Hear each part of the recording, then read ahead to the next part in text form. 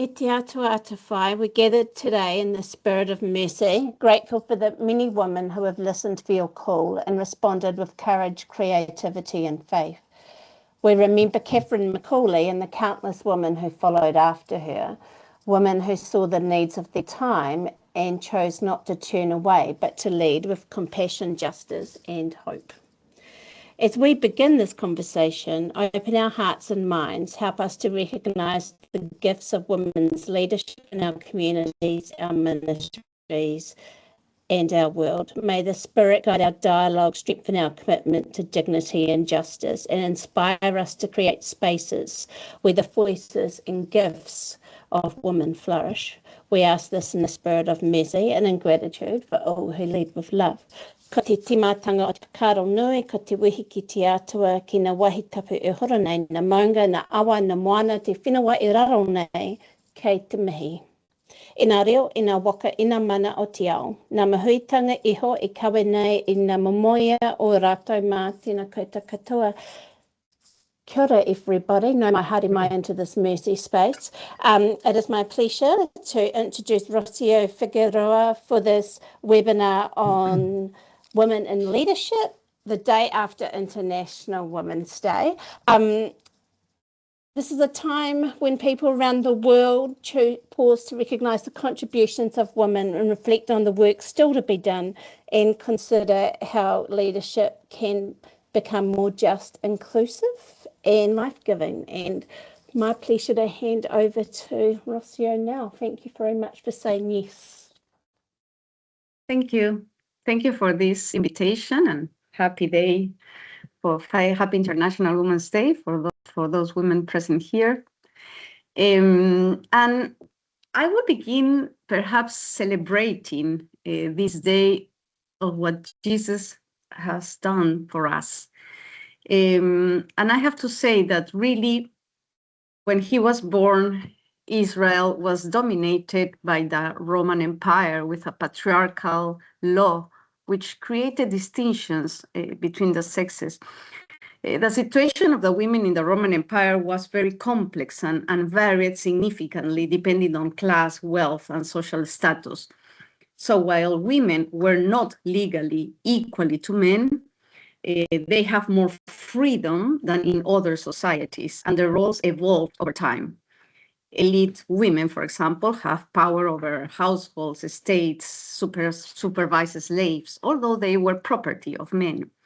And low-class women work outside the home as vendors, midwives, weavers, or even gladiators in rare occasions. However, women were considered inferior regarding the male counterparts. So women in the time of Jesus had to suffer the subordination that came from this Roman patriarchal view, but also from the discriminatory laws from Judaism. For example, women had to follow the laws of purification, the admission to rights, and the general subordination to men. So we have to understand how Jesus' life and teachings, and you know better than me, were revolutionary for his time. He treated everyone as equals. He didn't care about sex, about education or social class. In Jesus' time, you could not frequent sinners or invite to your house Gentiles or talk to lepers because they were considered impure. For ages, women were property to men and subordinated beings in society. And Jesus' behavior liberated women from all these types of oppression. So you can just imagine Mary, the woman who received the message of liberation, the woman who saw his son talking to women in this space of freedom and liberation. So she was the first recipient of Jesus's message of liberation for women. So the core message of Jesus was inviting everybody to his kingdom, and he called people of both sexes without distinction. Remember, in those times, it was not possible as a woman to be a disciple, to learn the law or to learn the scriptures. But Jesus called women to be disciples. Jesus was absolutely keen and comfortable preaching to women. Afterwards, when he went through cities, villages, he proclaimed the good news that 12 were with them, says Luke 8, and as well as some women who provided for them on their resources. So women were not meant to have public activities, and they were not meant to be disciples or Pharisees or prophets. But Jesus had female followers. He proclaimed to them the mysteries of the kingdom of God. This was an absolutely novelty for his time. And actually, the earliest church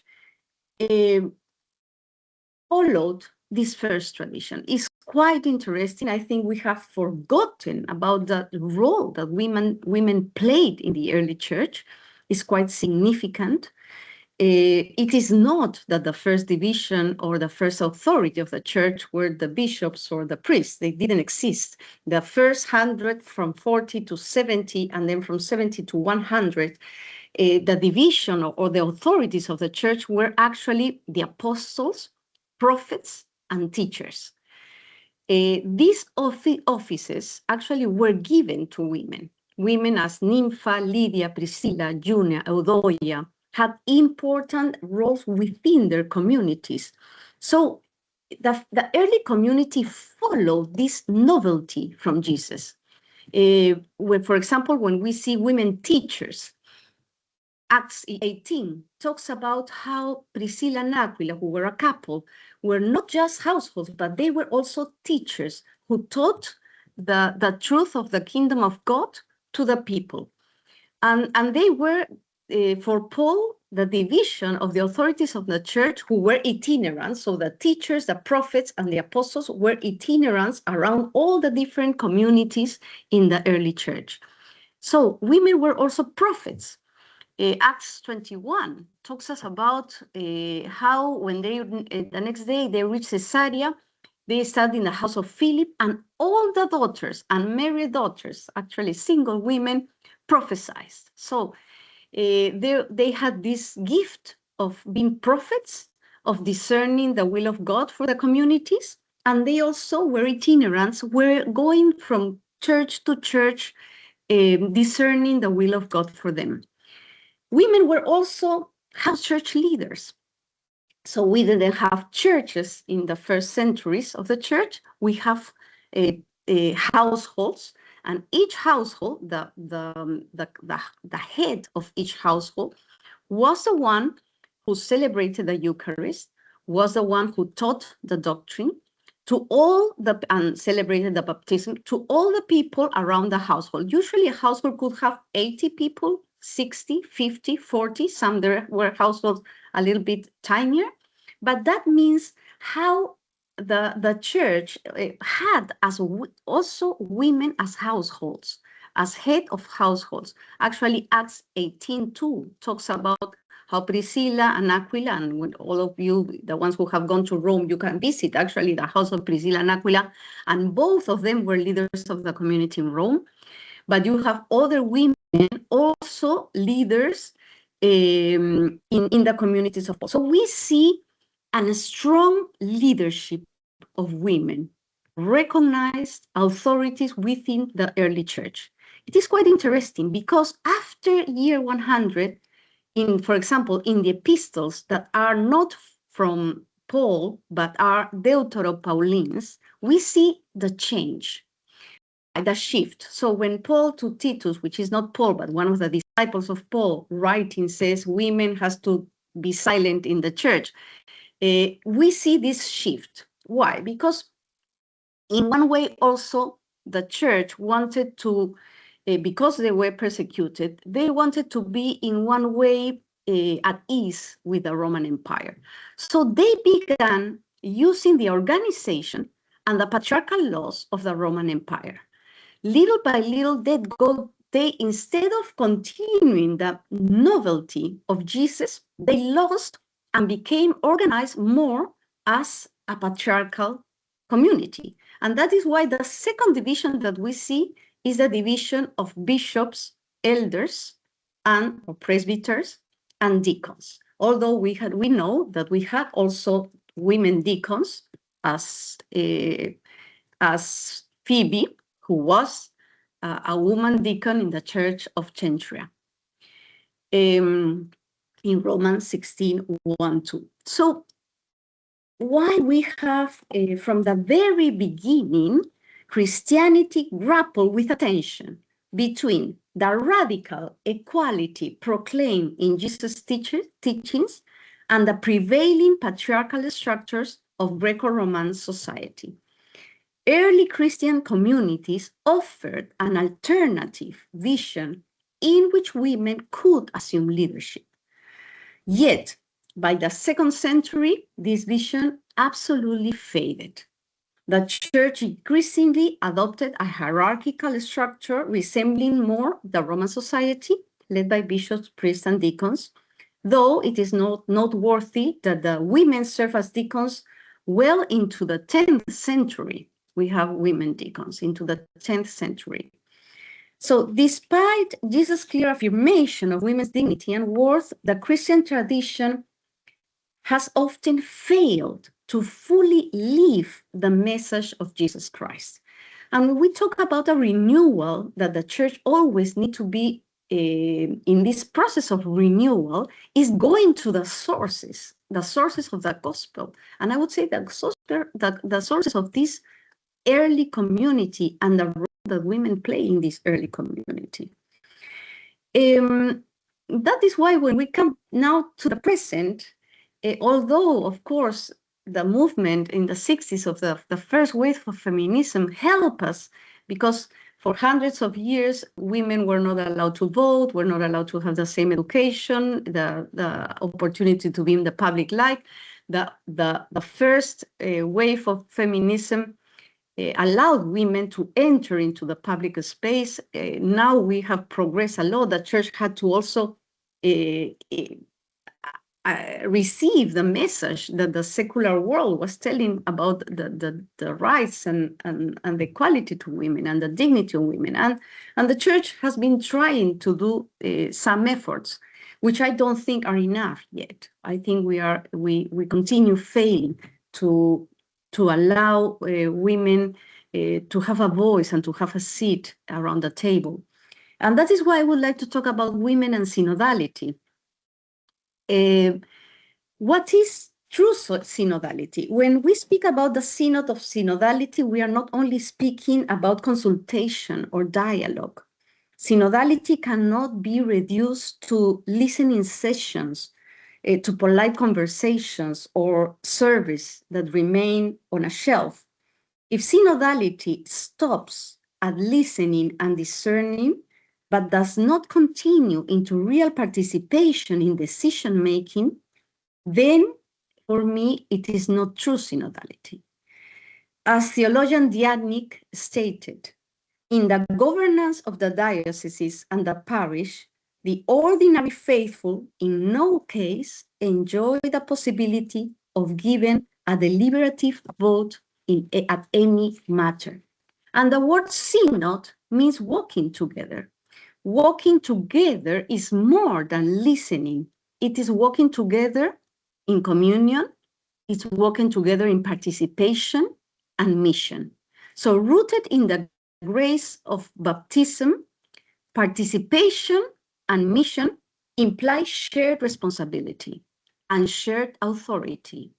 Without this, I think the risk is that synodality becomes merely a pastoral exercise that brings no real change in practice.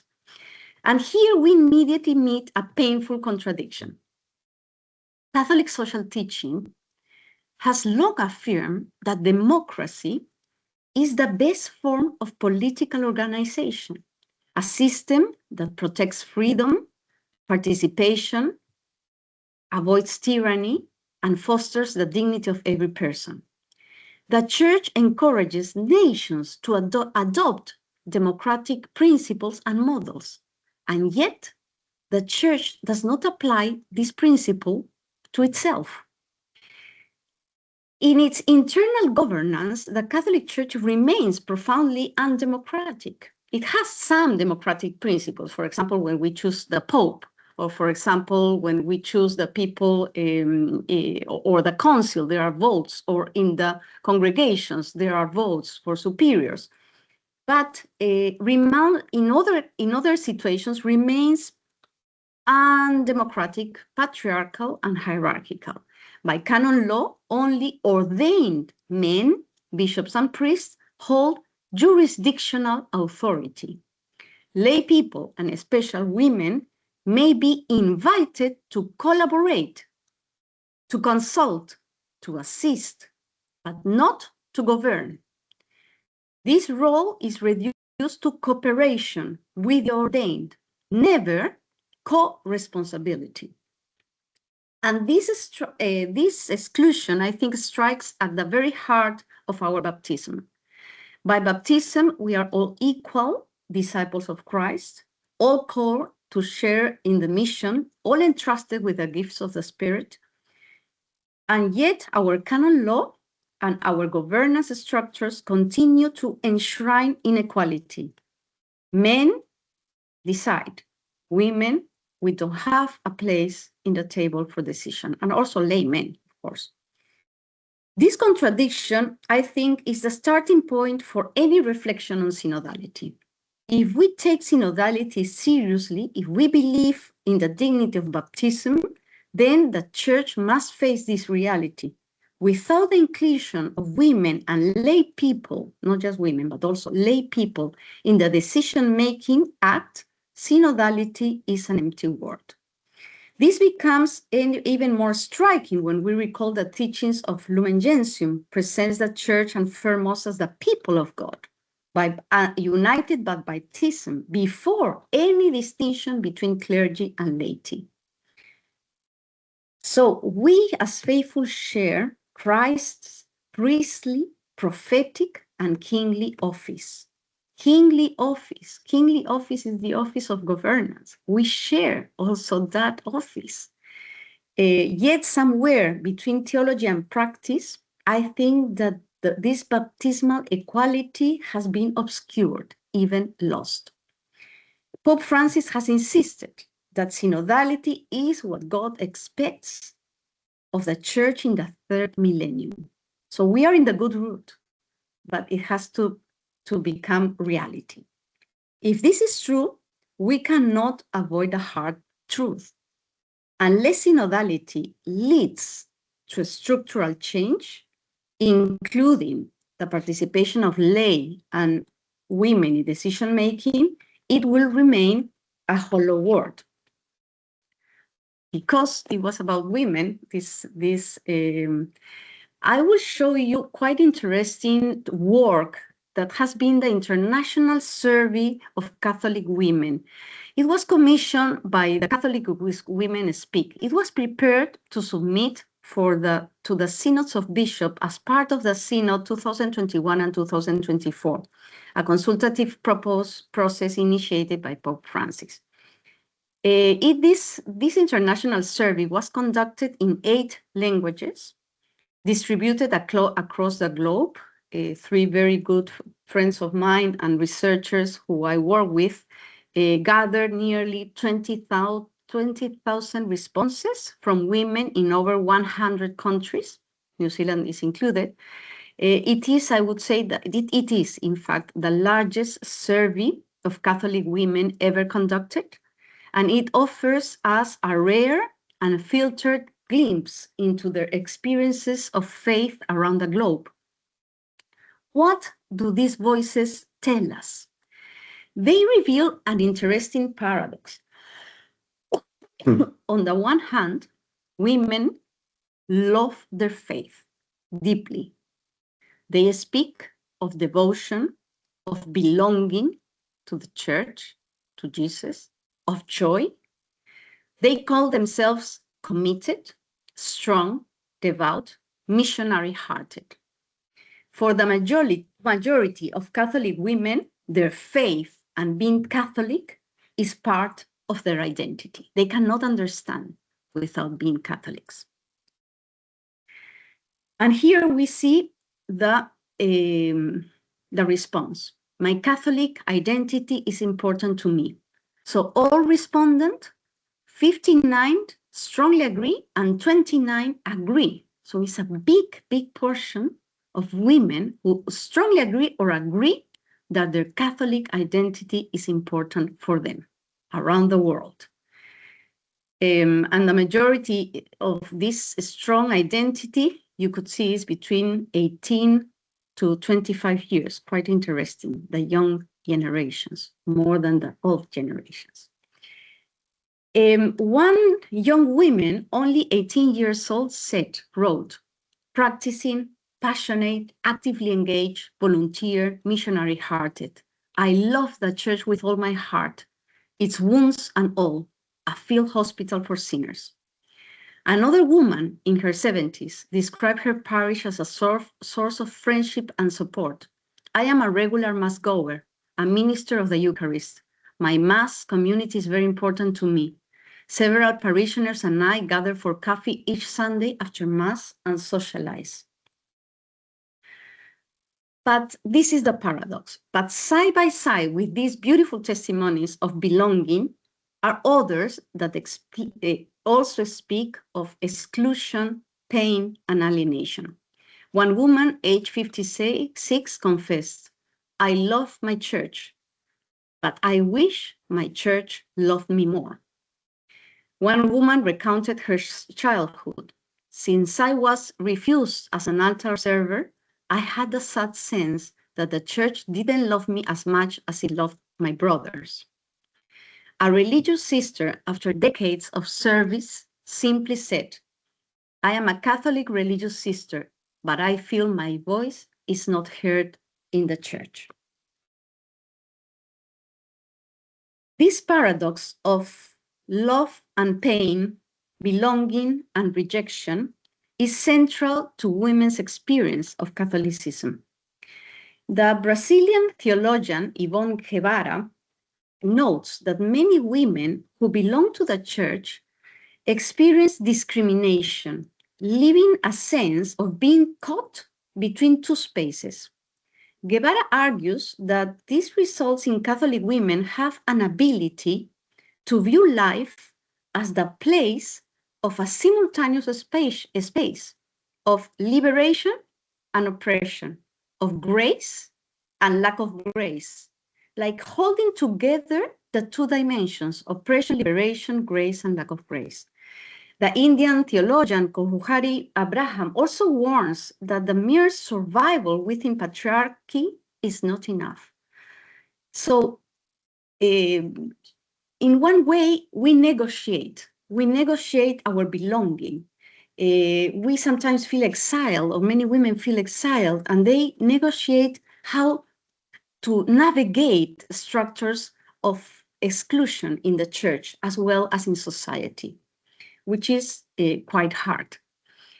These also in this interview, 84% of all respondents support the necessity of reform for the church, in the Catholic Church, 84% of all women.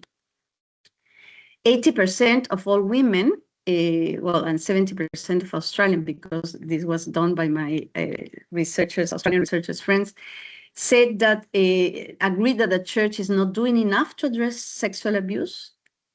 85%, which is quite interesting, considered that clericalism is damaging the Catholic Church.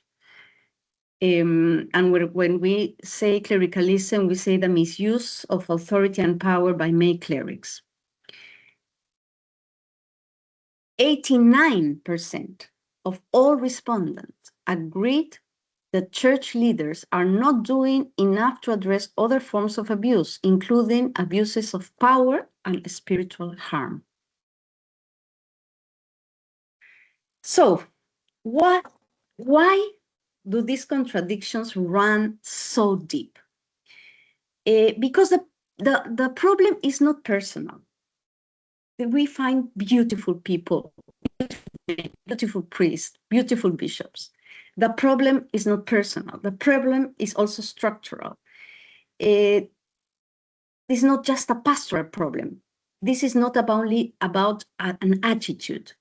I would say that it's a systemic factor. The Australian Royal Commission said that one factor that enabled abuse was the hierarchical structure of our church.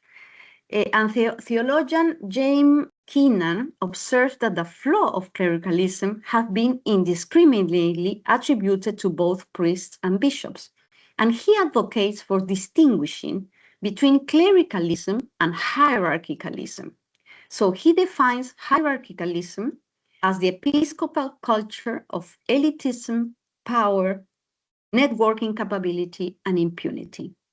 The problem, according to Keenan, lies in the tendency of the episcopacy towards authoritarianism, avoidance of transparency, and accountability, and other narcissistic behaviors.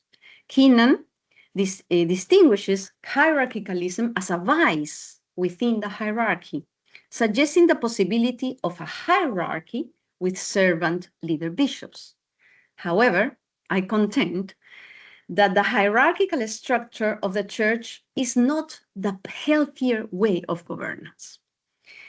The New Zealand Royal Commission report considers that it's not just flaws within the hierarchy, but the very nature of how our organization is structured.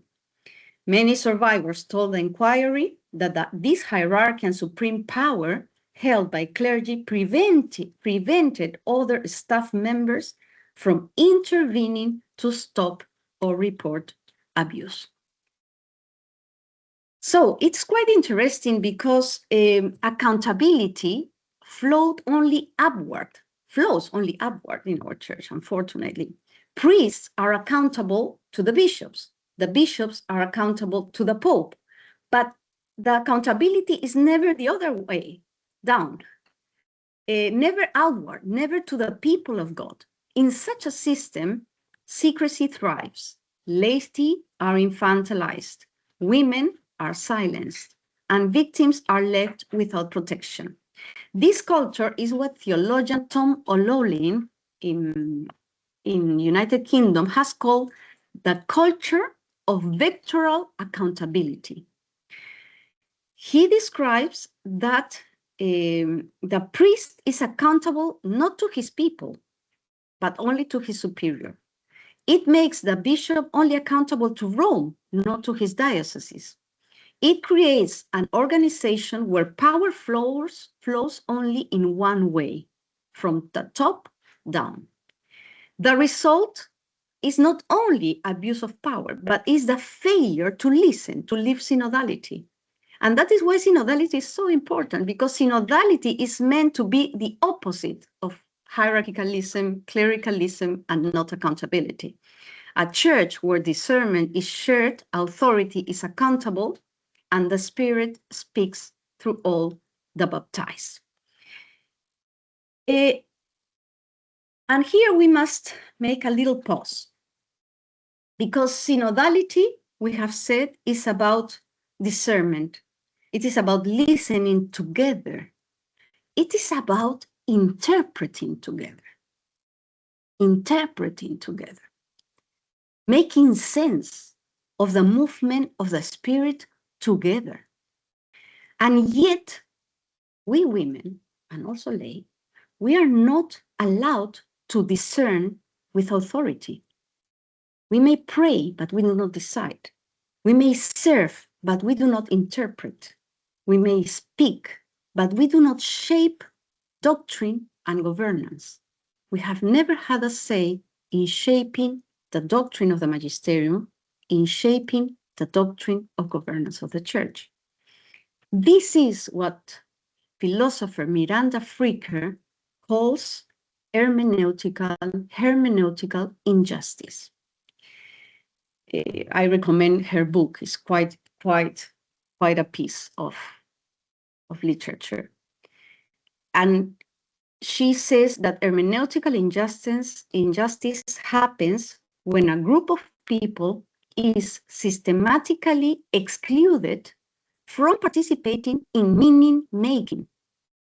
from interpreting their own experience and shaping the categories of experience, of understanding. It's quite interesting. No? I always put the example of the Synod of Families. So bishops who are not married, who are celibate, who don't have family life, who don't have kids, decide regarding family life, marriage, kids in the Synod of Families. And just a little group of lay people are invited, but didn't have the right to vote. So here we says, this is what we call hermeneutical injustice. We are not in the process of interpreting and making meaning of how to live our experience as Christians. The irony is striking. For women in the church, we are faithful, committed. Actually, we are the majority. We are the ones who actually, we are in the charismatic dimension, in the charismatic dimension of the church. You could see, for example, in groups like you guys, like Whānau Mercy Ministries. Well, the leadership is male, women in an equal situation. We see in lay movements. But when it comes to deciding, the door closes. This is not synodality. This is a half journey that excludes half of the church. And at this point, I would say, to Mary, because for me, she is a prophet of synodality.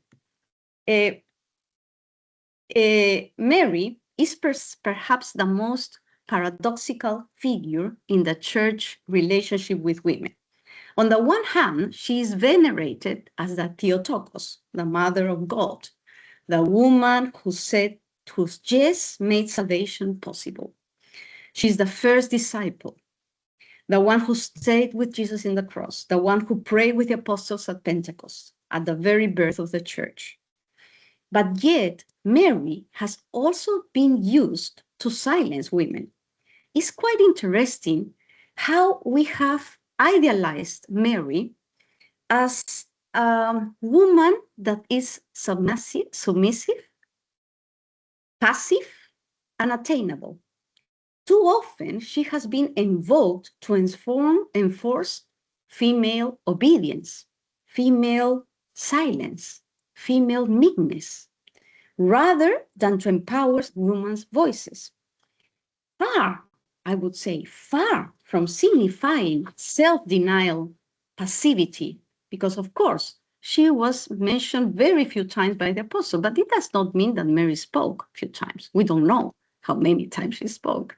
Perhaps she spoke a lot, and it was not put on the Gospels. But actually, when she speaks, it's very strong and nothing about submissive we can see in her. So Mary consent is a free act of self-bestowal for the purpose of co-creating a new world. If we return to the Mary of the Gospels, we meet another figure. We meet a woman of courage. We meet a prophet of justice. Mary was a prophet before Jesus. Mary sang the Beatitudes before Jesus. It was like she already heard in her heart the Beatitudes. And when she prayed the Magnificat, the Beatitudes were there. And she was a prophet of justice. She was not afraid of denouncing the traits of denunciation, announcement, prophecy, and liberation in the Magnificat. Mary has usually been linked as traits like sweet, gentle, kind, and pious woman. But if you read the Magnificat, oh my goodness, it's nothing like sweet. nothing sweet or gentle, actually very strong and very, hard voice. We perceive actually a woman with ethical indignation about what her people was living. She was indignated, as I imagine she was, of how her people in Israel were suffering with the oppression by the Roman Empire and the oppression of the rich or the powerful. A woman who prays for the proud to be scattered and the powerful to be overthrown, the rich to be sent away empty-handed and the hungry to be filled with good things. it is not a symbolic denunciation. She really sees the injustices and oppression of her people. Mary is a prophet, a woman committed to history and to what was happening around her. In that Magnificat song, we can perceive how her gaze is fixed on the cries of the people of Israel. So she is not a silent figure. She is the first theologian of the New Testament, interpreting her experience of God and proclaiming it as justice. She's a model of prophetic discernment. She's also the true synodal disciple, walking with others, discerning God's will, and trusting the Spirit surprising action. At Pentecost, Mary is present in the upper room with the apostles. The birth of the church happens not through Peter alone, not through hierarchical decree, but in a community where men and women pray together, waiting for the Spirit. If Pentecost is the church's beginning, then Mary's presence shows us that the voice and faith of women are constitutive, not optional.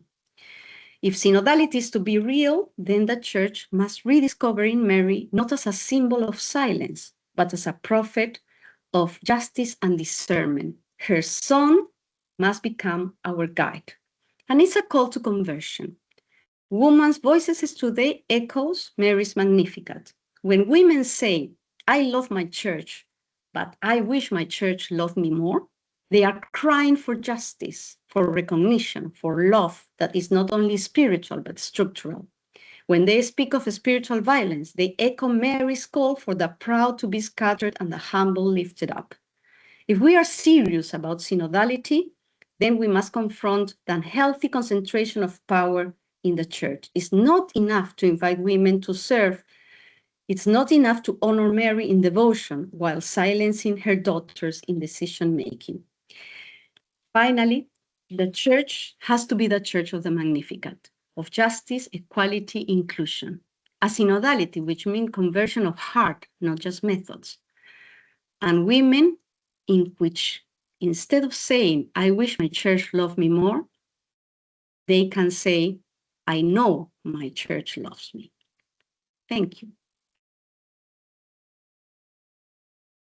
I now open the space for dialogue or questions and comments. This is the part that I love the most, really.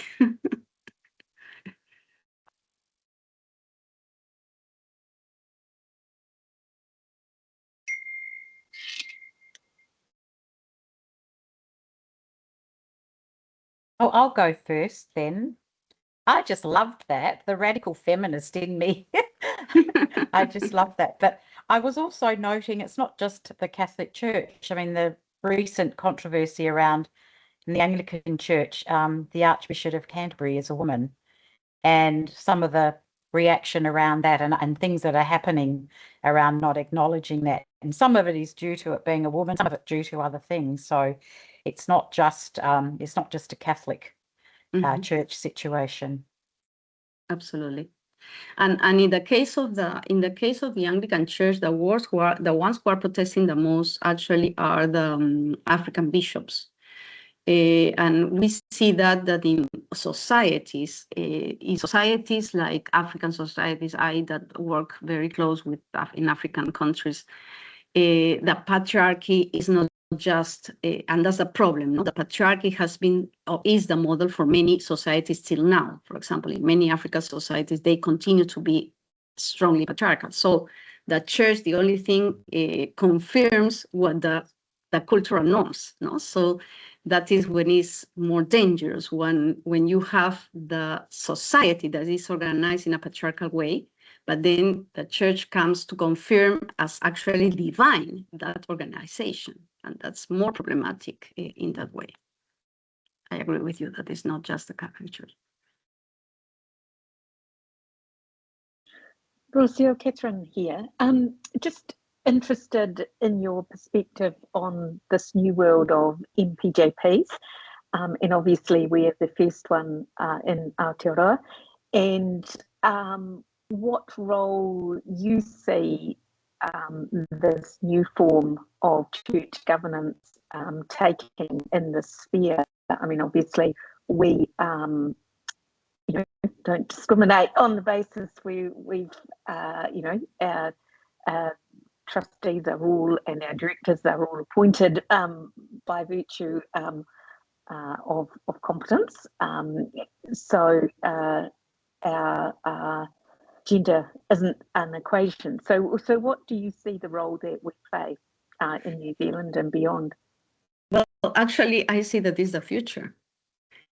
I see as the future because really, I think I always say the example of that girl last year that I went to a conference at the University of Auckland, and this girl raised a hand, and she was very young, and she told me, I am a Catholic, but tell me, I feel that I wanted to change to another church in which my voice can be heard. So tell me a reason why I have to stay. Why do you stay? She asked me. So she challenged me, actually, and it was hard for me because sometimes for me it's hard as a Catholic, and have that negotiation between feeling excluded at the same time and feeling that belonging at the same time. So I have the two feelings together, and it's quite hard. But for me, actually, the response is organizations like yours, so because. And I think it's the future, because what will happen for me? The possibility is that, and it's what is happening now, many women are leaving the church, okay? Lots of women are leaving the church because the institutional church, because they are not living their faith in Jesus, they are not living their commitment, their spirituality, but they are leaving because they feel that the church is not representing them. Others feel these feelings, as we have seen in the survey, that they have this belonging, but at the same time excluded. So I think that organization like yours offers this space in which they can be Catholic, but at the same time, they can use all their gifts and they can be included, they can be heard, they can be leadership. So I think it's the future, because if not, the church will continue losing women or having women that are submissive and are happy, and actually they themselves have this patriarchal way of relating, and actually we have women that they themselves use patriarchy, so they themselves are patriarchal, and which is very unhealthy, which they exercise authority in a patriarchal way. So but when we have a woman which is intelligent, which is clever, which has a lot of gifts, and will not allowed to, which is educated and with a little bit of sensitivity, will not allow a patriarchal organization, you guys will offer that space for that kind of women. I don't know what will happen in general with the institution, but I think it's, or the Spirit is always guiding. It can happen a structural change that I hope it will, but I see that very, very far away.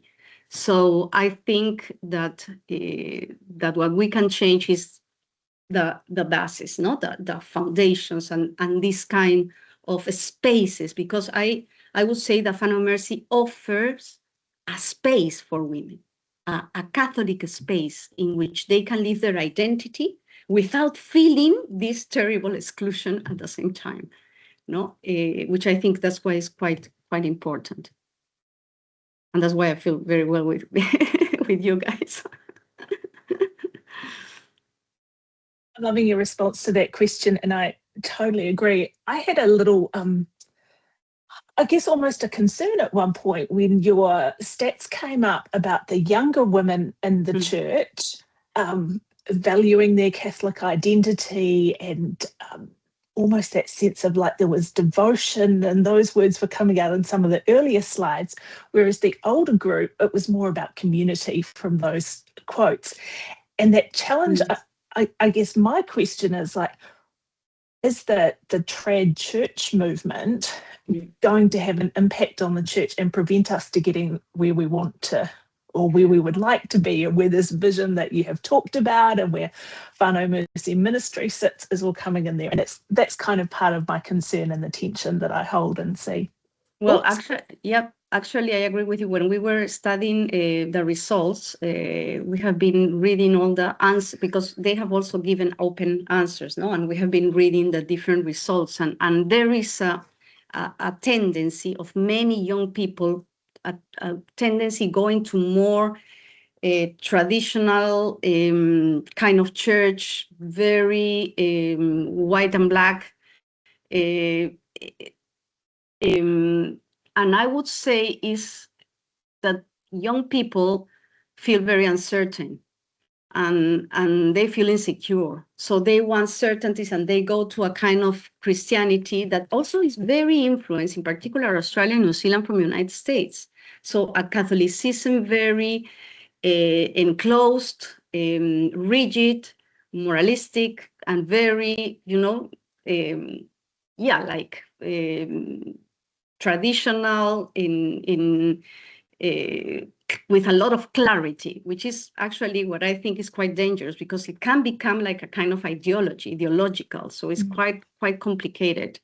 And it's a trend that I'm seeing also with the young people coming to study with us. It's a trend that I see, that they want white and black. They don't want a faith that implies a little bit of doubt and a little bit of questioning. Which is quite dangerous, I think. Yeah. And yes, it's concerning. It is concerning. I agree 100% with you. And it's a little bit of a trend, unless I see here, and also we have to think also, which is quite interesting. New Zealand church now is pluricultural. And the majority of Catholics here in New Zealand, there are less and less Pakeha. And we see a lot of second generation or third generation of Filipinos and Indian, which they bring a very patriarchal kind of church. So that's also, I would say, part of how the church is configuring in New Zealand a little bit also. Which I think, well, it has to be place for everybody, We are a Catholic, so universal, place to everybody. But the problem that I'm concerned is there is no place for those women who do not want a patriarchal kind of church. So that's my concern for those kind of women.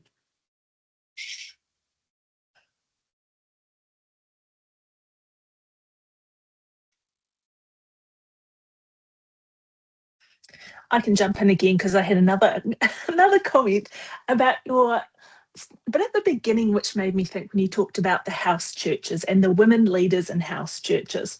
And Lucy, as DRS, got a direct message from me at the time saying, imagine if our schools visioned the houses within their schools as much more like a house church. Like we have this system, we have this structure, and kind of sort of power could that be if it was imaged in that way, with lovely female leadership models and things, and how could that then impact faith development and community? And I don't know, and Lucy, you might want to jump into if you're still online, but that was just kind of a random thought and image that I had that could be really positive.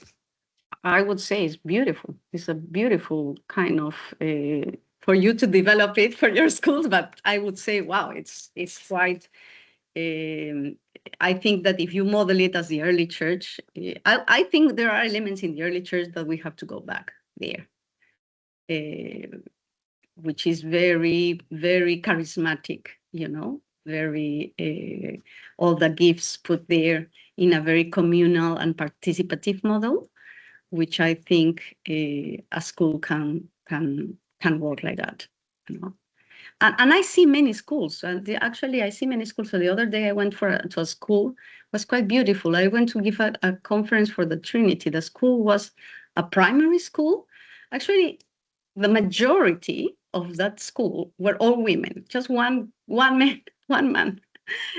So all the school were just ladies, and it was quite a matriarchal hub, and it was a matriarchal community. It was quite beautiful. No, you could see the difference. And I'm not saying that not exclude men, no, but I'm saying that it quite impressed me the way the school because had this flavor, this very flavor of feminine there, no? And I think is and they were saying, no, that they were modeling their school in a very particular way because all of them were just women. No, it was a small school, but it was quite beautiful actually. No, very very model in a very participative kind of model. So I think it's possible, absolutely. And I think there are initiatives in that regard. And it's participate not just with women, no, but also with men. So what I'm saying is a kind of a structure that is not patriarchal, a kind of authority that is not patriarchal. I think men and women can build, like Mercy, for example, Whānau Mercy, can build a model that is not patriarchal. And I think that's what you try to do, no? In which men and women work in a not hierarchical way, but in a very participatory kind of way, which is very different. I have a question. Thank you very much for your presentation. I'd like your description of Mary as a revolutionary and prophetic discernment. My question relates to the church making saints of women. Have you noticed as the years go on in terms of how they uphold women and who they make saints, and in terms of do you see them looking at that prophetic dimension, or do you see them just masking that and putting the role of that person into the model of the church that they want? The problem is that, unfortunately, it is the church, which is actually the magisterium, which are male, who are telling us who we are as women, which is quite is like what telling us how it has to be family, no? So if you see, for example, sometimes I feel a little bit rebel about that when we celebrate each day the saints, no? And you have always all the saints, no, I don't know, Saint Ignace, Saint Alfonso, Saint Ignatius. And then for women, it's always, not always, but many times, no? Saint, Virgin, and Martyr. So always we are the virgins, not the male. So it's always our sexuality which is controlled, which is quite interesting, because it shows again the purity culture of a patriarchal way. Purity culture in which you dominate the sexuality of the women. Is the women who has to be pure, not the man. Is the women who has to arrive virgin to marriage, not the man. So in a purity culture, the ideal is virginity. Till now, it continues. No, the ideal of the woman is virginity, not for the male. So, and again, it's a way of being pure, of an idealized kind of spirituality for women, much more demanding than for male. And I think it continues. And I think it continues also when they, the new saints. I'm thinking of the new ones. I don't see. I see lots of, in particular, religious founders of communities, and not many lay women, for example. Some, but with a family life, etc., with less, with less, a little bit less prophetic kind of voice. So, is. Thank you. I would say the model continues being telling us how to be a woman, not ourselves. Is I'm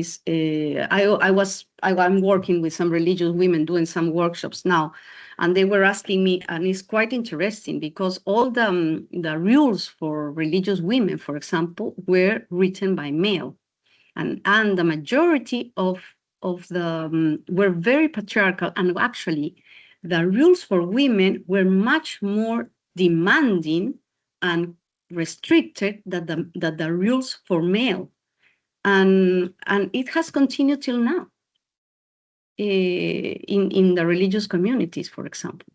And the model in the religious communities is a model of obedience, of silence, of which are problematic, of how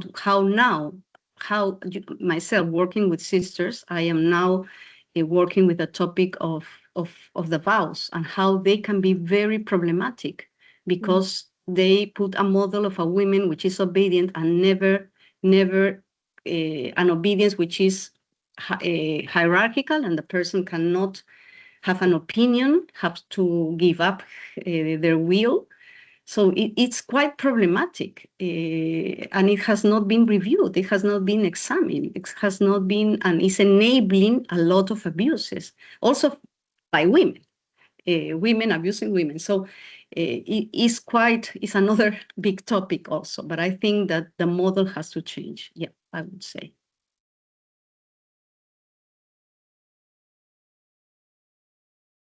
Rocio, Gerald here. Gerald. Thank you for the presentation.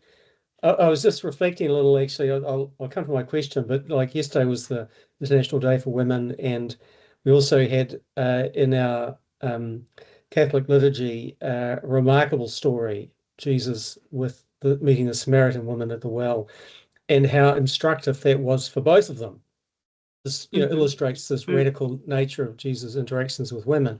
And I wonder, if we took a poll, how many people that went to Mass yesterday heard a sermon that had anything at all to do with the nature of that relationship and its instructive value for Jesus, and you think about all of the encounters that were most formative for him, and they were almost all with women, in terms of his own formation into his mission and understanding of who he was and what his life was about.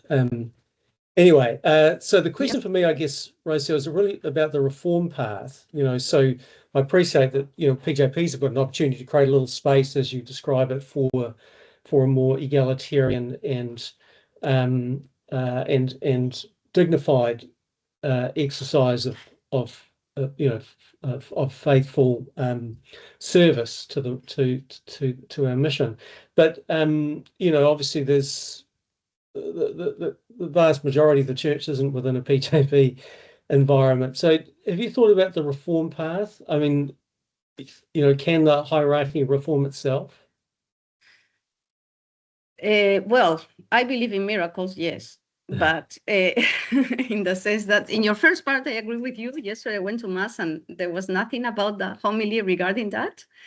And I think that in the Gospels, they continue, in many of the lectures of the Mass, they continue quoting absolutely for example, wives, obey your husbands, which is the epistles, the Deuteropauline epistles, which are very complicated because are very patriarchal in its perspective. So yes, and I agree with you that we can use much more the source. If there is a possibility, yes, look, I believe in the Holy Spirit. I believe in miracles. I believe in the grace. If you think I have hope, not really, not much. I don't see, at least in my lifetime, I don't think it will change much. There is a lot of it's about power here. It's about power, and you would need to really give up the power, and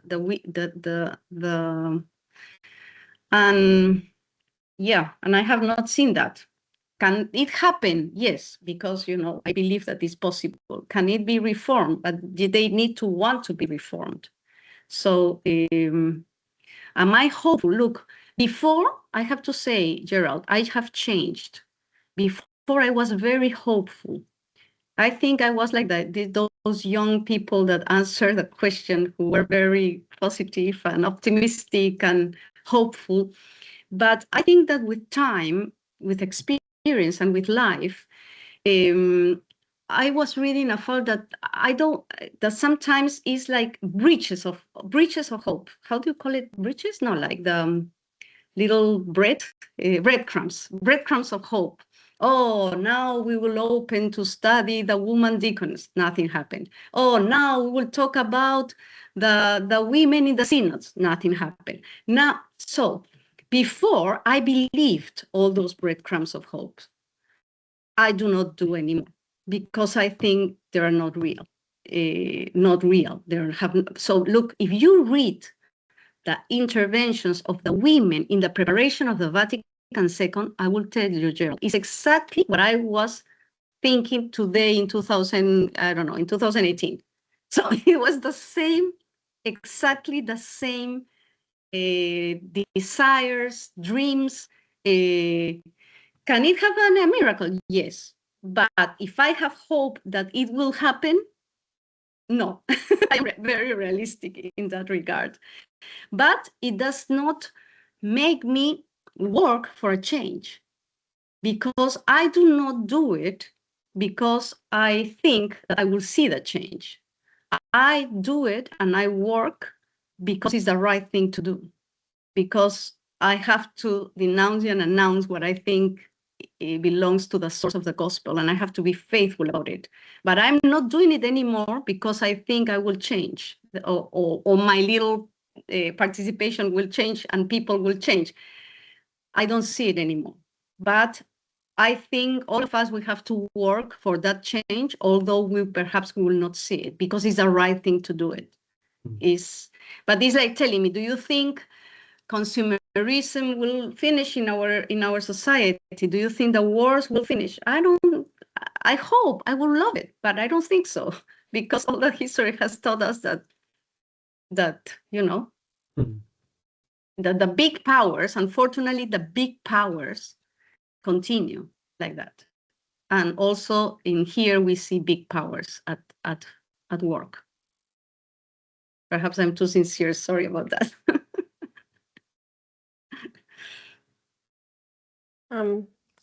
I just want to say thank you very much. I was privileged enough to hear Rocio talk last year on this, and she lit a fire. And I don't know, I'm still living with a little bit of idealistic hope for change. That's good. She lit a fire in me, and I came on and I spoke about this amazing person that I had just heard speak, and that I'd love to get her in front of our people. And Dave said, funny enough, she's just come on to one of our Mercy boards. And so what a gift and what a God whisper. Thank you very much, Rocio, for presenting. As much fired up as I was the first time. And I do have that idealistic hope. I'm going to close off with karakia. E te atua te whai, God of compassion and wisdom. We give thanks for the voices shared here today, for the courage, wisdom and leadership, and the spirit of listening that guides us along the synodal path. Help us to walk together with humility, hope to honour the gifts of every voice, and to respond with mercy to the needs of our time. Kia tau, kia tata katoa te aroha o te atua, te rangimarie o te karaite, me te kaha o te warua tapu. May the love of God, the peace of Christ and the strength of the Holy Spirit be with us all today. Amen. Amen. Amen.